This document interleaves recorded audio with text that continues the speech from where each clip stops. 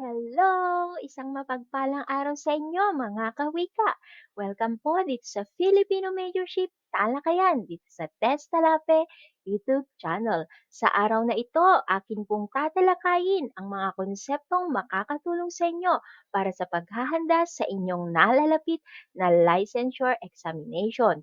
Ito po ang inyong lingkod, Ma'am Marites B. Talape, LPT, ang top 3 sa SPLE LETT 2024 with a rating of 89.20%. At bilang pasasalamat po sa blessing na ito, narito po ako ngayon para magbigay ng kaunting butil ng kaalaman na tiyak na makapagdudulot ng malaking kaginhawaan sa araw ng inyong board exam. Bago tayo dadako sa ating talakayan, disclaimer lamang po, no copyright infringement intended. All materials found in this video belongs to its rightful owner. This is for educational purposes only. Now, para po sa mga naguguluhan dyan, di alam kung saan mag-uumpisa sa pagre-review, pinakatip po, alamin ang talahanayan ng espesifikasyon. Napakahalaga po na inyong malaman ang mga nakapaloob dito sapagkat ito po yung magsisilbing gabay ninyo sa paghahanda sa inyong paparating na exam. Narito po ang talahanayan ng espesifikasyon para sa Filipino Majorship. Mga batayang theoretical, nariyan yung introduksyon sa pag-aaral ng wika, at panimulang linguistika. Under nilalaman naman po, nariyan ang wika, panitikan, metodolohiya, pagtataya at ebalwasyon at kagamitang panturo. Ngayong araw, naghanda ako ng 10 katanungan. Napapaloob dito ang kahulugan ng wika, kahalagahan ng wika, antas ng wika, tsorya sa pagkatuto ng wika, tungkulin o gamit ng wika, at kasaysayan ng wikang pambansa. Ngayong alam na natin ang mga nakapaloob sa talahanayan ng espesifikasyon, maaari po kayong kumuha ng papel at panulat para isulat niyo po ang mga importanteng konsepto. Dahil sa board exam po, kung master niyo po ang konsepto, yun po yung magpapatap sa inyo dahil kahit babalik ta rin ni PRC ang mga katanungan, makakasagot kayo ng walang pag-aalinlangan. Kaya, A-top notchers A, handa na po ba? Kung kayo'y handa na po, ating simulan ang talakayan sa unang bilang. Ayon kay Patlang, ang wika ay mga sistemang balangkas ng mga tunog na pinipili at isinasaayos sa paraang arbitraryo na ginagamit ng mga tao sa komunikasyon na kabilang sa isang particular na kultura. A. Henry Gleason, B. Noam Chomsky, C. Archibald Hill, or letter D. Edward Sapir. So, sino nga ba ang nagsabi na ang wika ay mga sistemang balangkas ng mga tunog? Walang iba kundi si Henry Gleason. May mga dalubhasa rin tayo na nagbigay kahulugan ng wika. Ang una rito ay si Carroll noong 1954. Sinabi ni Carroll na ang wika ay isang sistema ng mga sagisag na binubuo at tinatanggap ng lipunan. Ayon naman kay Mac Halliday, ito ay isang instrumentong ginagamit natin upang makipag-ugnayan sa isa't isa. Pasalita man ito o pasulat. Ayon naman kay Edward Sapir, ang wika ay isang likas at makataong pamamaraan ng paghahatid ng mga kaisipan, damdamin at mithiin. Samantalang sinabi naman ni Archibald Hill na ang wika raw ay pangunahin at pinaka-elaborate na anyo ng simbolikong gawaing pantao.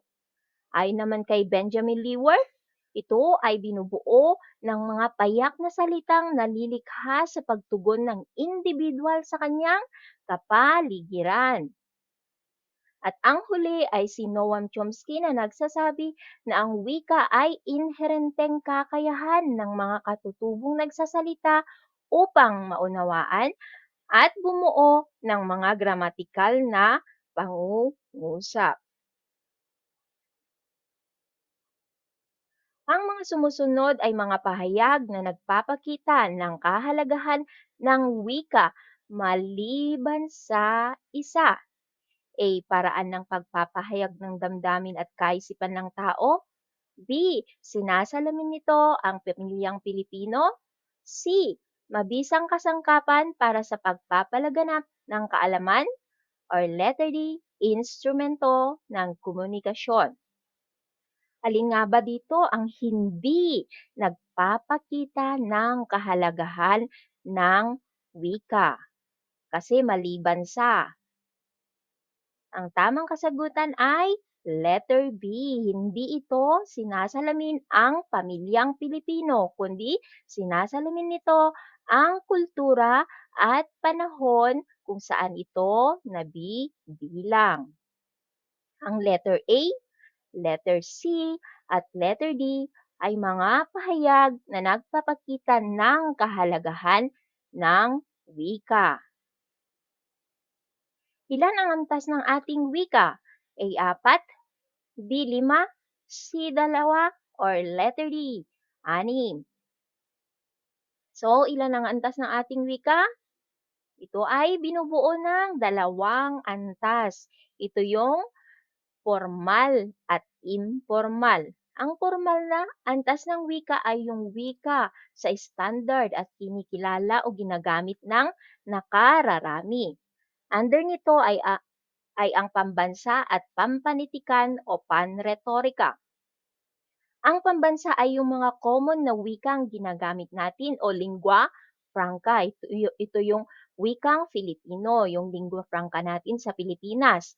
Ang pampanitikan o panretorika naman, ito yung ginagamit ng mga malikhaing manunulat. Ito yung ginagamit nila sa pagbuo ng tula, pagsulat ng maikling kwento, mga pangungusap na ginagamitan ng tayutay, ito yung pampanitikan. Next naman ay ang informal. Ito yung antas ng wika na karaniwan, palasak, madalas gamitin sa pagkikipag-usap at pakikipagtalastasan. Narito yung lalawiganin.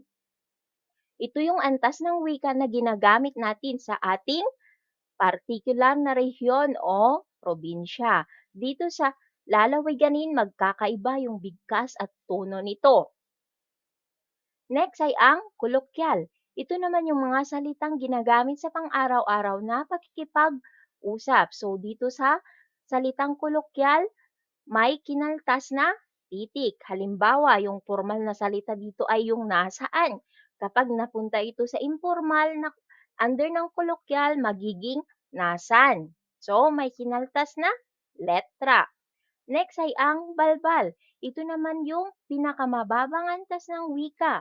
Ito ay kilala bilang salitang kanto o salitang kalye. Ang halimbawa nito ay yung mga ermats, mamshi, syota na ang ibig sabihin ay kasintahan. Ang huli ay ang bulgar. Ito yung mga salitang di kaaya-aya na ginagamit kapag nagagalit tayo. O kung minsay nagsisilbing ekspresyon na natin, di ba? Aminin natin, kapag tayo nagagalit, may mga salita na lumalabas sa ating mga bibig, di ba? So, yun yung bulgar.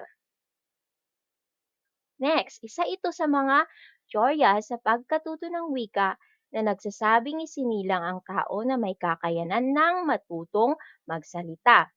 A. Innatism, B. Behaviorism, C. Monitor, or letter D. Cognitivism. So, aling tsorya ang nagsasabi na ang pagkatuto raw ng wika ay may kakayanan na ang tao buhat ng siya'y isinilang. Ito ay innatism. So, narito ang mga tsorya sa pagkatuto ng wika.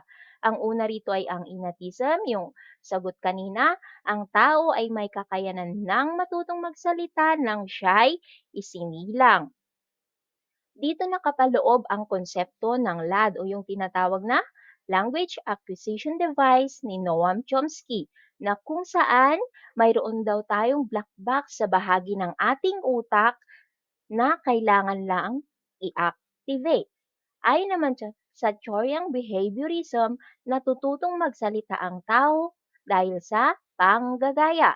Sinasabi rin sa Choryang ito na ang pag-uugali ay maaaring baguhin sa pamamagitan ng parusa o gantimpala.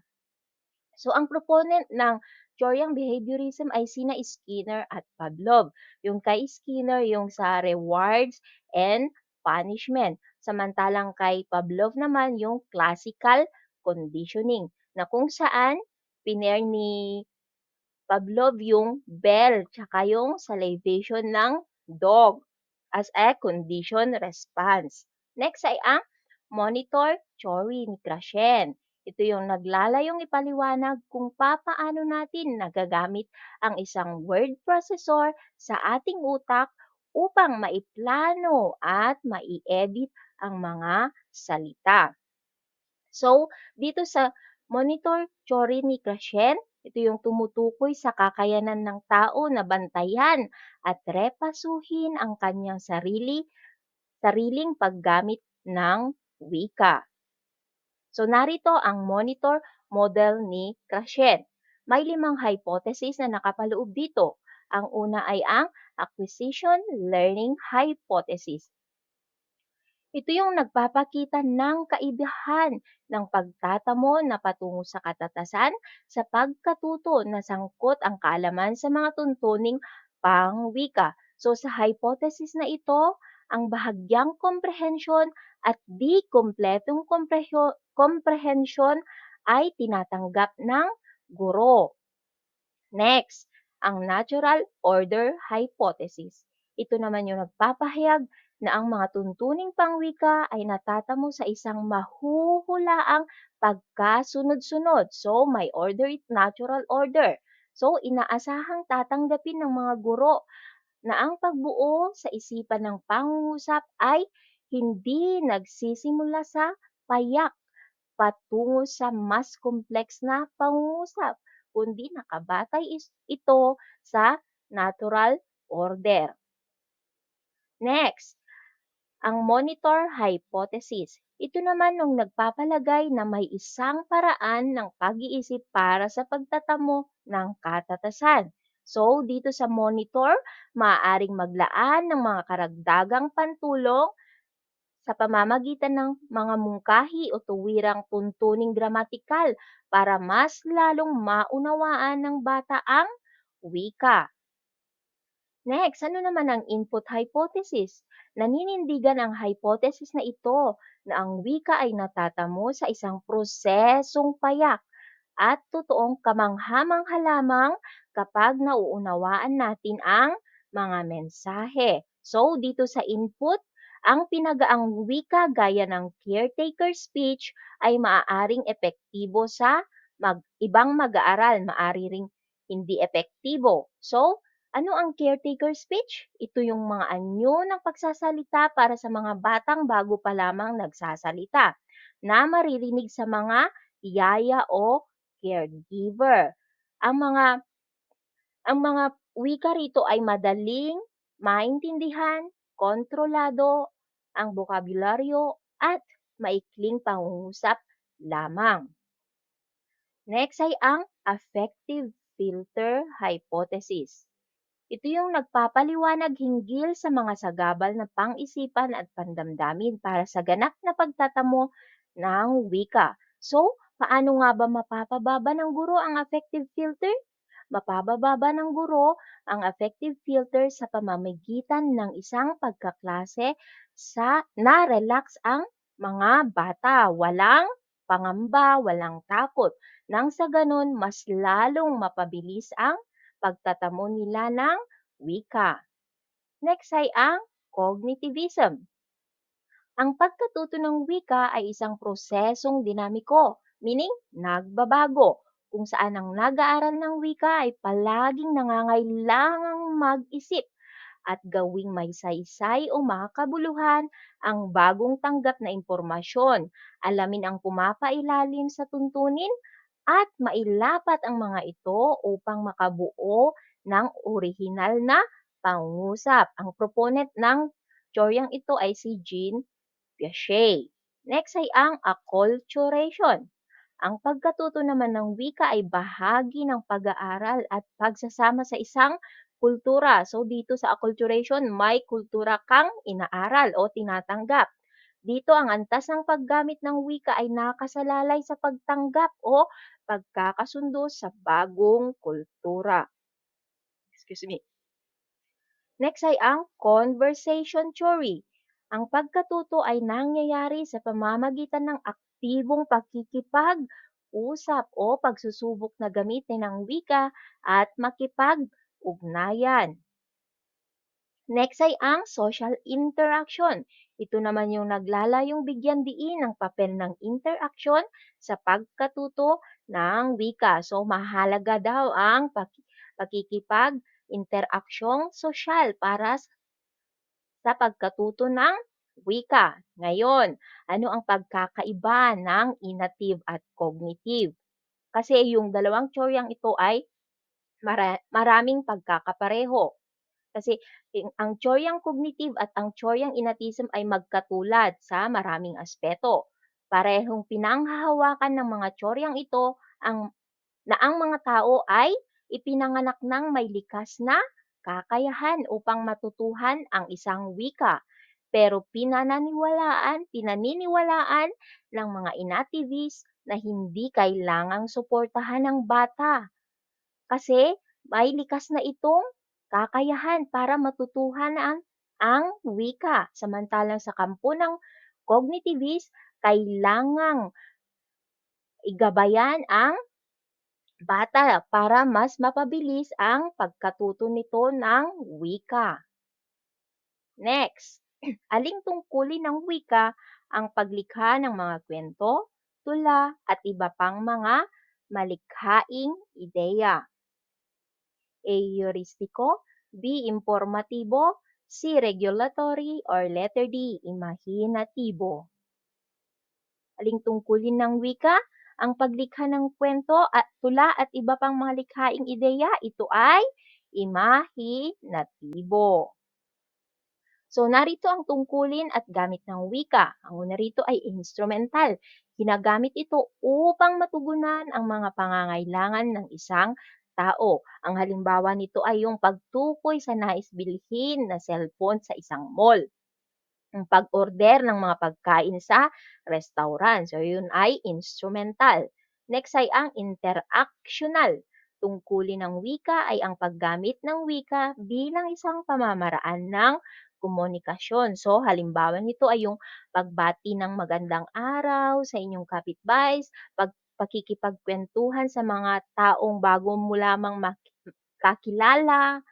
Next ay ang personal. Ginagamit naman ito upang magkaroon ng ugnayan sa ibang tao. So, ang halimbawa nito ay pagpapahayag ng opinyon.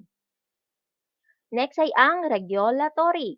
Ang tungkulin ng wika ay kumontrol ng kilos, asal o paniniwala ng ibang tao. Ginagamit ito upang magsilbing gabay sa mga pangyayaring magaganap pa lamang. So, dito sa regulatory, may ordinansa, may babala, may alituntunin o yung mga batas sa ating lipunan. Ito yung halimbawa ng regulatory. Next ay ang heuristiko. Ang gamit ng wika na kadalasang makikita sa paaralan. So, ito yung ginagamit natin sa paaralan kasi ito yung instrumentong ginagamit upang maragdagan ang kaalaman ng isang tao. So, dito sa heuristiko, paano mo maragdagan ang inyong kaalaman? Sa pamamagitan ng pagtatanong. So, heuristiko, pagtatanong. Next ay ang imahinatibo. Ginagamit ito sa paglikha ng mga kwento, tula at iba pang mga malikhaing ideya. Next ay ang informatibo. Ito naman ay ginagamit ang wika para magbahagi ng kaalaman. So ang halimbawa rito ay ang pag-uulat ng bagong kalagayan ng panahon, mga balita, yun, mga balita sa radyo, sa telebisyon. Pero yung pagbabalita ng mga marites na kapitbahay ninyo ay hindi halimbawa ng informatibo kasi hindi lahat totoo. Next. Sa pagtatag ng konstitusyon ng biyak na bato, anong wika ang napili nilang maging wikang opisyal? A. Tagalog, B. Filipino, C. Filipino, or letter D. Ingles? At ang tamang kasagutan ay Tagalog. Narito ang kasaysayan ng wikang pambansa. Noong taong 1897, Tagalog ang naging wikang opisyal natin batay sa konstitusyon ng Biak na Bato.